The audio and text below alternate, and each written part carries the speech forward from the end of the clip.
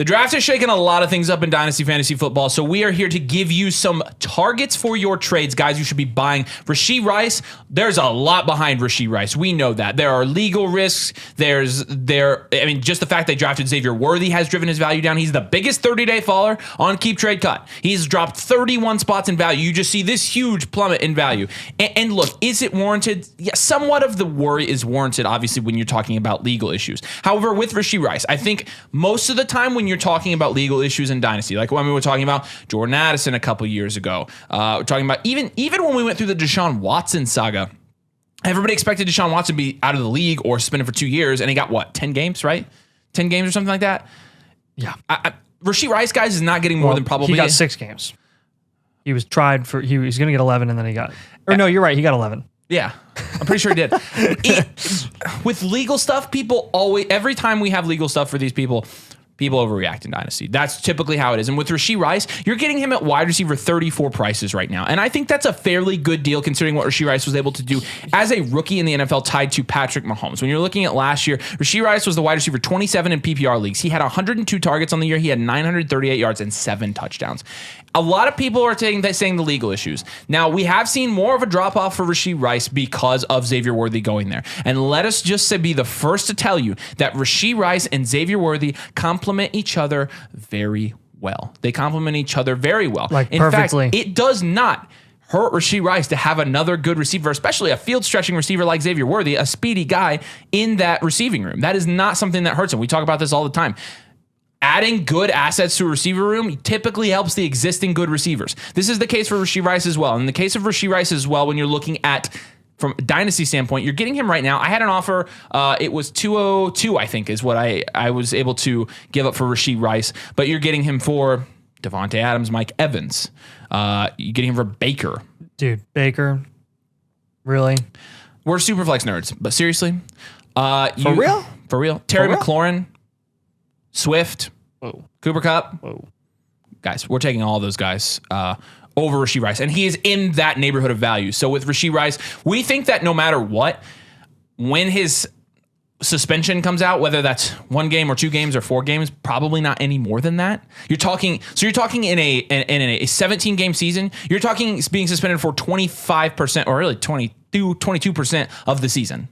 That is not significant. We play Dynasty in 3-year windows, and we're talking about a quarter of 1 year that could be potentially affected by this legal issue with Rashee Rice. At the beginning of the season. At the beginning of this, not even in the playoffs.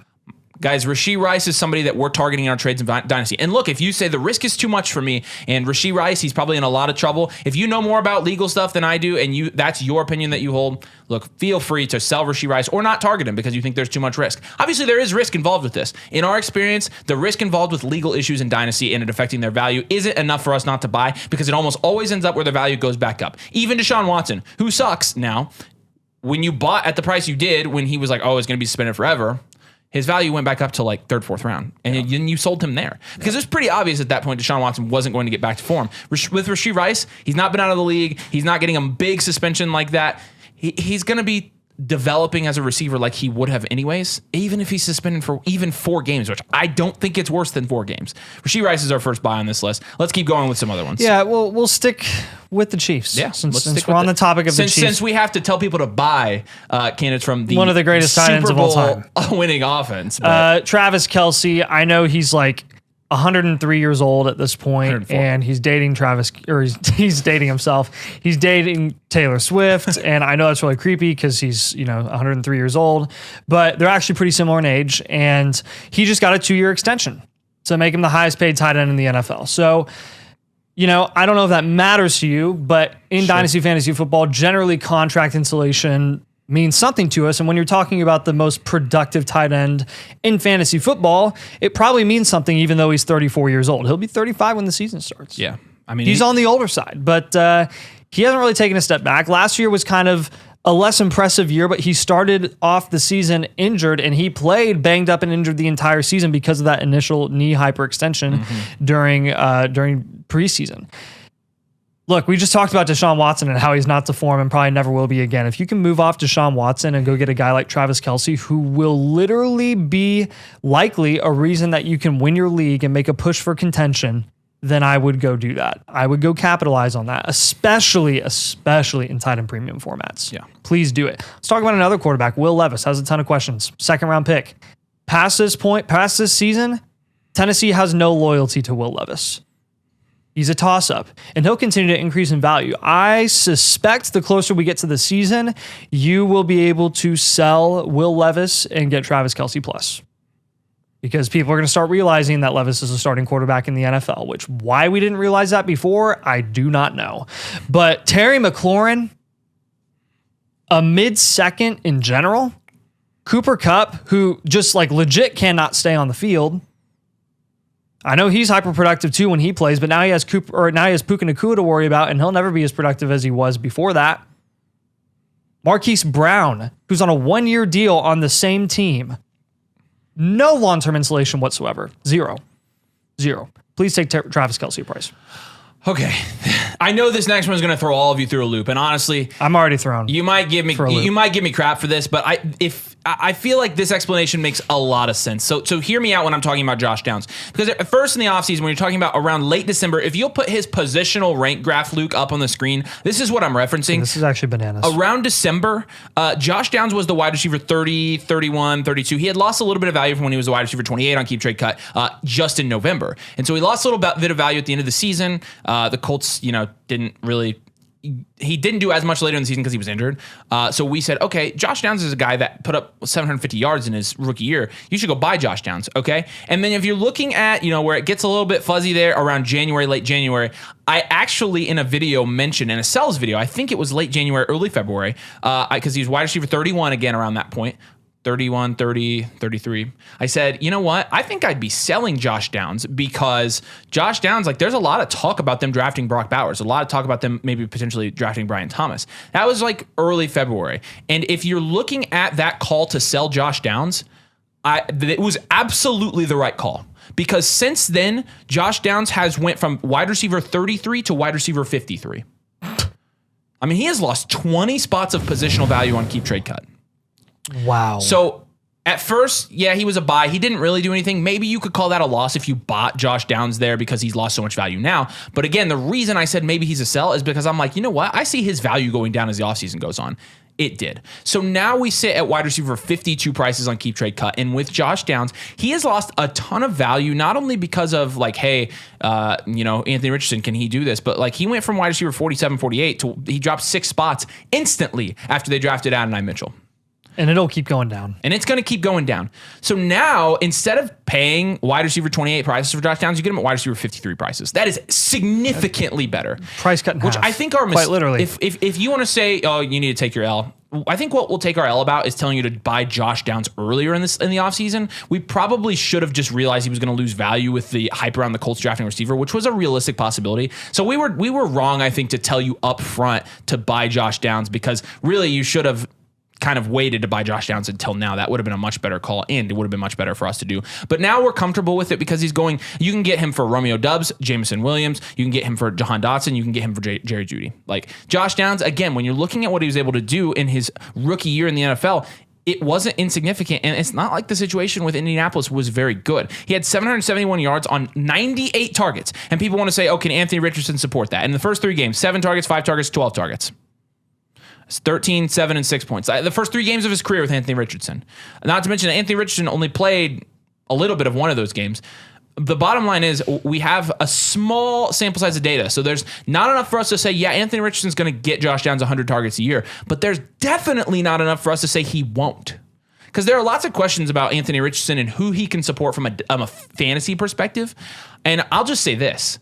The volume is not a question for Anthony Richardson and Shane Steichen's Colts. I mean, when you're and that's the one that kind of is the kicker for me. It's funny too that everyone's like, "Oh, these receivers aren't going to do anything." They keep drafting receivers, and you think that AR is just going to run the ball all day? I mean, I don't think he's going to run as much as people expect. So in his games over 96% snaps, he threw the ball 37 and 25 times.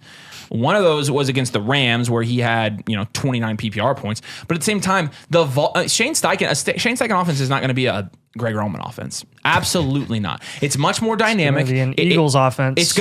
We've seen Shane Steichen offenses, and I'm not sure. Look, Anthony Richardson's going to throw the ball next year. A.D. Mitchell, I also like A.D. Mitchell, and look, Josh Downs, I think he can still be productive in the offense. He's definitely not dead, but you have league mates that think he's dead. Aim really low for Josh Downs. Go send some low offers for him and see if you can capitalize on what is a dramatic fall over the offseason for Josh Downs, who had a fairly good rookie season analytically. Yeah, and it's not this is not us guaranteeing that Josh Downs is going to for sure be the second most productive receiving asset in that offense. I think there's a good argument to be made that A.D. Mitchell might be that guy and that Josh Downs may be the one that takes the hit. We don't really know because at the end of the day, let's be realistic. As much as we like AR's passing volume, he probably can't produce 3+ productive receiving assets in that offense. It's most likely going to be 2, and then it's going to be Jonathan Taylor as a running back. But you know who we said that same thing about? The exact same thing, word for word. We said that. Do you remember that? No, who? Jalen Hurts. Okay, but he produced A.J. Brown and Devonta Smith, and it stops there. And Goddard. That year he had 3. Goddard. We said it right before that year, and the next year he came out and was a much better passer. But they didn't have it. They didn't have a Jonathan Taylor. Why are you arguing with me? You agree? They didn't have a Jonathan Taylor. But it doesn't really matter. Jonathan Taylor can still produce from a fantasy perspective and then support 2 wide receivers minimum. Like, it's absolutely plausible. Not to mention that was the year Miles Sanders had a good year as well, right? Miles Sanders was a top 12 running back. Was that? I thought it was the year after. They had a top 12 running back, 2 top 12 receivers, and a top 12 tight end in the same year. From Jalen Hurts, a guy that we dogged on and said he couldn't pass, didn't think he'd get the volume, didn't think he would progress as a passer. It's going to be a good offense. And he did. It's going to be a good offense. We know that for sure. He's one of the better offensive coaches in the NFL. I'm not saying that biased. Yeah. I'm sending some low ball offers for Josh Downs, but you got the next guy. Yeah, he's a throw-in. Our next guy is going to be a really, really sexy name, and that's Daniel Jones. And the number one reason we think Daniel Jones is a buy is purely for this reason. He's free. Ding. He's a starting quarterback in the NFL, and he just got Malik Neighbors, and he is literally free. You want to know who you can get him for? Let's just go look. Dontavion Wicks. Khalil Shakir. Dontavion Wicks is the wide receiver 4 in his own offense. Shakir. Okay, all y'all Shakir truthers, whatever. Luke Musgrave. Pat Frymuth. This is cheap, guys. For a starting quarterback in a Superflex league, Troy Franklin, a 4th-round pick, Goddard, Rodgers. We don't know what the heck Rodgers is going to do. He's 40 years old. Likely. QJ, James Conner, who just got replaced.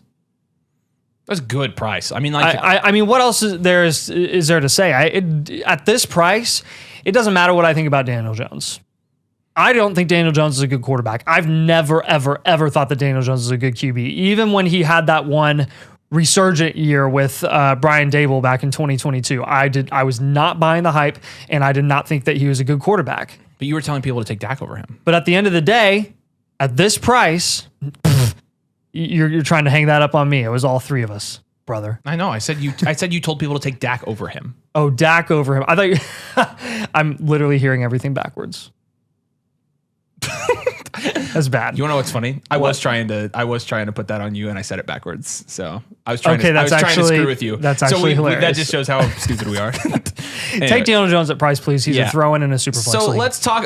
So one of the main takeaways I had from the draft for the Chargers was that I still don't ever like what they do. Like, of course, Joe Alt, amazing, love him, good pick. I mean, Ladd McConkey's not a guy. I don't think he's a guy that's going to be a dominant wide receiver 1. A lot of people want to look, and a lot of people are going to say this. I can already hear it. Like, yeah, it's a Greg Roman offense, so they're going to run the ball. It's going to be a 6-pack offense.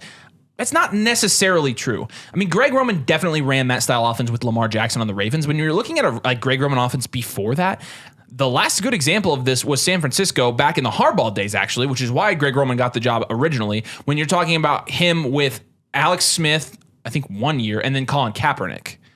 And when you're looking at those years, both of those quarterbacks had a pretty good passing volume. Like, as much as Lamar, and this was even 8-9 years ago when there was not as much passing volume. So just because it's Greg Roman doesn't mean that the Chargers are not going to pass the ball. Now, the problem is the Chargers don't have anyone to pass the ball to. Ladd McConkey, he's great. He's good. He's not just a slot receiver. He's a guy who can play outside. He got 2nd-round draft capital. It's obviously great for his value, and he's somebody that we're targeting in a rookie draft at the end of the 1st. But is Ladd McConkey going to be 30% target share dominant? like, I doubt it unless there's just nobody else to throw the ball to. So who does that leave? It leaves Josh Palmer. Okay, we know what Josh Palmer is. Josh Palmer is a guy that will be at best a wide receiver 3. He has some downfield ability, but he's not somebody who's going to be getting consistent targets. Who does that leave? Because we're so quick to write off receivers. And look, I know QJ was bad last year. I'll be the first to tell you I watched QJ and I'm like, oh, this is QJ's time, yay. But here's what everybody expected. Everybody saw Mike Williams get hurt and then Keenan Allen get hurt, and they're like, it's QJ time. Here he goes. He's going to be the dominant wide receiver 1. It was funny because we labeled Quentin Johnson as a project wide receiver, as a raw wide receiver. We drafted him accordingly, and then all of a sudden when he didn't produce year 1, we were like, he's so bad. Sucks. And I'm like, we knew that he was this bad, though. That's the problem. He needs to develop. And so I'm not giving up on Quentin Johnson developing for 2 reasons. Number 1, he's only 22 and a half years old, okay? Actually, 3 reasons. Number 2, he's in a good situation. Last year, I mean, when you're looking at what he was able to do, his target share was 80th in the league. His route participation was 73rd in the league. Okay? I mean, his ADOT was 12.9. That's 23rd in the league. He didn't get hardly any red zone targets, but even just, I mean, the target quality rating, the catchable target rate was 84th in the league. It was all bad. It's all bad, but the opportunity, it's not like the dude was getting a bunch of opportunity, because where's like routes run? 40th in the league in routes run. Look, and obviously being 40th in the league in routes run, being 80th in target share is not efficient at all. Like, I'll be the first to tell you that. But again, we're talking about a guy that was kind of asked to play. He was being asked to play the position I think they're going to have Ladd McConkey play this year. And so I think this will allow QJ to slide into a role that will fit him better. And I expect QJ to have more than 5.5 fantasy points per game this year, what he did as a rookie. And so when he does that, I think his value goes up. I think he's flexible. But the main thing with Quentin Johnson, even if you don't believe that, which is fine, like, you are getting him for Zach Moss, right? The same Isaiah Likely, Cortland Sutton, Chase Brown, Marvin Mims. What is Marvin Mims doing up here? Curtis Samuel, Keaton Mitchell. This is free on a 22-and-a-half-year-old receiver that's played 1 year in the league. Didn't really do anything. I mean, when you're talking about didn't really do anything. 431 receiving yards on 67 targets. Played all of his games. Like, yeah, he didn't do anything. Look, I'll take my shot on him developing even a little bit if it means I have to pay Isaiah Likely for him. Yes. It's all about price. Yeah. Kirk Cousins is going to be our next guy here. And the reason for this is he's losing value because of the Penix pick. Look, I understand. To an extent, I understand why people would be a little bit shook by what went down on Thursday night. I mean, you're crazy if you weren't shook by that at all, because no one expected it. No one saw it coming. I mean, they just spent a top 10 pick on a backup quarterback to back up Kirk Cousins, who they just dropped $100 million on. Back up. Now, we can talk all day. We can theorize all day what the heck is wrong with the Atlanta Falcons front office and why they would decide to go into the NFL draft and spend a top 10 pick on a guy like Penix when they know that he's not going to be able to start for multiple years. Like, did they not do their due diligence on prospects in December? They should have. But at face value, it seems like they're one of the most incompetent front offices in the NFL at the moment. That should not be a knock on Kirk Cousins. Nothing about Kirk Cousins' situation has changed. The money, the contract has not changed, and he will be throwing to Drake London and Kyle Pitts with Bijan Robinson in the backfield, and they literally did it to make a contending run. You look like an angry old man with your arms crossed like that. It's like you're like, nothing has changed. It's like really funny. I could not have said it better myself. The Falcons front office incompetence is not a knock on Kirk Cousins. No. Does anyone remember? Are you older than 6 months old? Because if you are, you remember Kirk Cousins at the beginning of last year was playing some of the best football of his career. Do you remember that? There was starting to be the MVP talks. Nathan, and this is why I'm personally like really, really reluctant to draft Penix. It's because I still think Kirk Cousins can play at a really high level. I think both can be true just because the Falcons are so incompetent. Like Maybe, I could see them doing something stupid You could take in the gamble future. on Penix gambling on their incompetence. Because if what we expect is true and Cousins plays well, this is a win-win for him because let's say in 2 years they're like, we have to start Penix, so then they take the out and then Cousins goes somewhere else and produces again. Which is why you're not drafting Cousins to be a 10-year, multi-year productive quarterback for you for the foreseeable future. This is we play Dynasty in 3-year windows, and Kirk Cousins will be scoring points for you for the next 3 years. I couldn't have said it better myself. Guys, that is as incompetent of a pick I've ever seen in the NFL draft. You've seen our reaction. We were shocked. I cannot believe they made the pick. They paid Kirk Cousins $180 million for a reason, and they're going to use him, and he's going to play like $180 million quarterback. I have no doubt. If they wanted to make a decision that was half as stupid, they should have drafted McCarthy. Because it would have made sense for him to It would have made so much more sense. Deontay Johnson, our last guy here, and a lot of people I think are looking at Deontay Johnson and saying, okay, because Xavier Legette went there, Deontay Johnson probably not going to be as productive as he was, when in reality, Xavier Legette is a very good complementary piece. Again, we talk about adding good receivers to offenses with already good receivers. And if you want to qualify Xavier Legette as a good receiver, then he helps Deontay Johnson. This is the exact same thing as a Xavier Worthy and Rashee Rice, because Deontay Johnson's top 10 in targets in the NFL over the last 3 years. He is a guy that draws targets at an elite level. You're talking about a guy. Let me pull up his numbers because it drives me nuts how underrated the dude is. And I think going into a significantly better Carolina Panthers offense, Dave Canales is going to have that offense better. Bryce Young is going to be better. He's going to not only develop Bryce Young, but build the offensive scheme around Bryce Young in a way that will highlight his strengths, which he really, really needed last year and didn't get. Oh my gosh. All right, let's read this. Targets in his career: year 1, 92; year 2, 144; year 3, 169; year 4, 147. Nice. Nice. Year 5, 87, but that was because he only played 13 games. That is elite targets. And when you're talking about playing in full point PPR leagues, that's something you want to chase. And you're chasing him right now at wide receiver 47 prices. That's dirt cheap. You're talking about getting him for a mid-second. Okay? Yep. You're talking about getting him for Zamir White, Joe Mixon, and you take Deontay Johnson there. Najee Harris, Derrick Henry, Justin Fields, Jameson Williams. Any of those guys I would pivot off of and go get Deontay Johnson. Look, what does Bryce Young need? First of all, who did Bryce Young use last year? I mean, everybody wants to talk about Adam Thielen. Nathan got 2 seconds for Adam Thielen midseason because Bryce Young just needed a reliable veteran presence to throw the ball to. The problem is Adam Thielen runs like he has a fork in his back. So when you put Deontay Johnson in, who's not quite 33, he's 27, and also only going into his 6th year in the league, I mean, Deontay Johnson is in his prime. And if you put Deontay Johnson in the situation and build that offense in a way that, again, fits Bryce Young's strength, Bryce Young's going to use the heck out of Deontay Johnson. Yeah.